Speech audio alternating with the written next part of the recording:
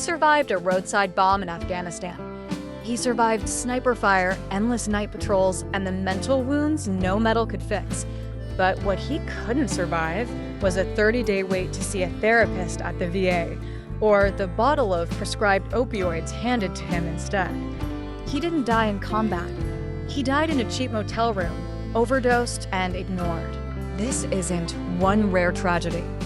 This is a pattern, and it raises a question every American needs to answer. Are we failing our veterans?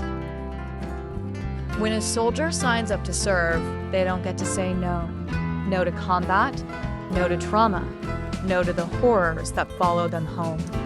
Over 18 million veterans live in the U.S. today. Nearly 1 in 3 returning from Iraq and Afghanistan report symptoms of PTSD or TBI, traumatic brain injury. But here's what's worse. Every single day in America, about 20 veterans die by suicide. That's 7,300 lives lost every year, more than all U.S. troops killed in Iraq and Afghanistan combined. These aren't isolated mental health issues.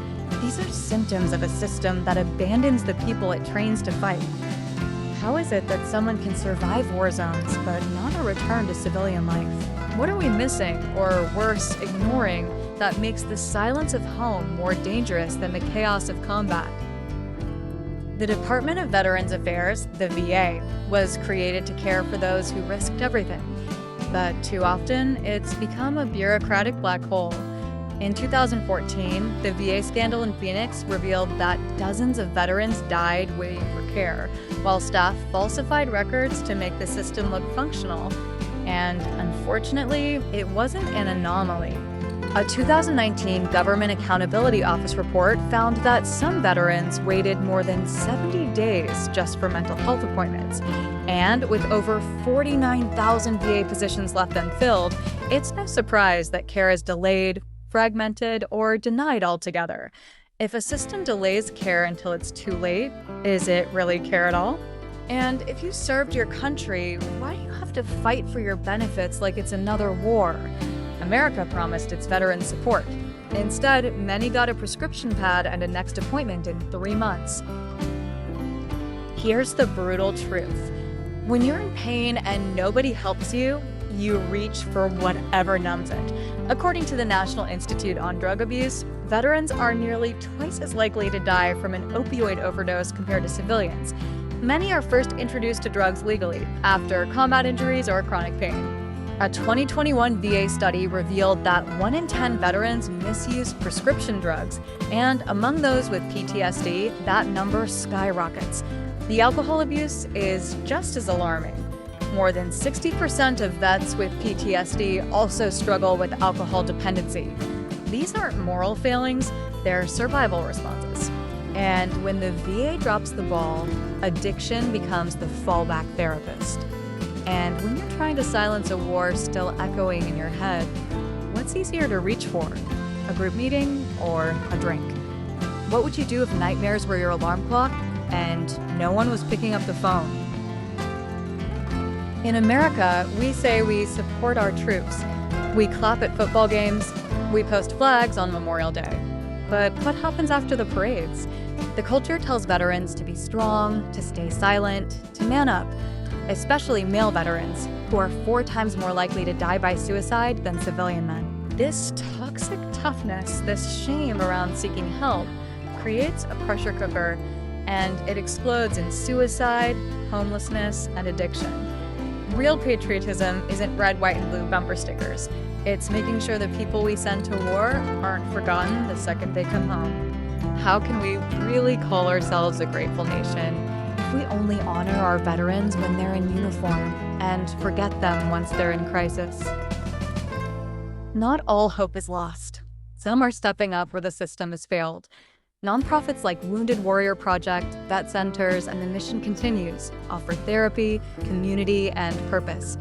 Peer-led groups are showing us something the VA hasn't yet figured out, that healing often starts with being understood. So, why isn't the system modeled after what already works? Why are veterans still caught in red tape instead of receiving real care? And what would it look like if we treated veterans' mental health like a national emergency? instead of a budget line item. This is not a job for charities alone. We need mandatory trauma screening after discharge, shorter wait times for mental health services, more veteran-trained counselors, and full VA accountability and reform. Because the real war shouldn't be surviving the system that promised to care for you. So you've just heard the numbers. You've just seen the stories. But what happens now is up to you. Because here's the uncomfortable truth. Some of the most loyal, disciplined, and self-sacrificing people this country ever produced are sleeping in shelters, dying in silence, or overdosing steps away from VA hospitals. And it's not because they're broken. It's because we are. We built a machine to make soldiers, but never learned how to welcome them home. So ask yourself, not as a viewer, but as a citizen, what does it say about us as a nation when the people trained to protect us can't get protected from their own government?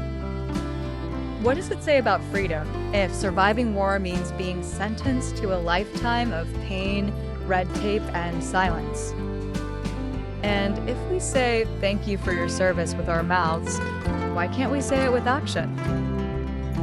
Every flag-draped coffin that returns home isn't just a tragedy, it's a mirror, a reflection of the values we claim to live by and the ones we actually uphold. If the war ends overseas, but the battle never ends in their minds, then the war isn't really over, is it? If this made you pause, if it made you angry, if it made you feel like something isn't right, you're not alone. Let your thoughts speak. Let your questions be heard. Let this be the conversation that doesn't just end in the comments, but starts in real life. They fought for us. The least we can do is refuse to forget them.